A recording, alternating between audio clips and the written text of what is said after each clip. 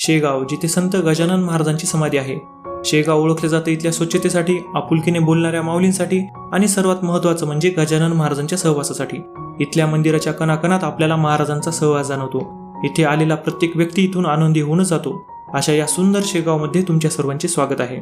शेगावला तुम्ही कसे येऊ शकता, इथे जे भक्तनिवास आहेत तिथे रूमचे रेट्स किती आहेत, शेगावमध्ये जेवणाची कशी व्यवस्था आहे आणि महाराजांच्या समाधीचे दर्शन झाल्यानंतर तुम्ही इथे कुठे कुठे फिरू शकता, शेगावला येण्यासाठी तुम्ही किती दिवसाचा प्लॅन करायला पाहिजे, तसेच शेगावचे सर्वात फेमस आनंदसागर सुरू झाले की नाही, अशी संपूर्ण माहिती या व्हिडिओमध्ये मी तुम्हाला देणार आहे.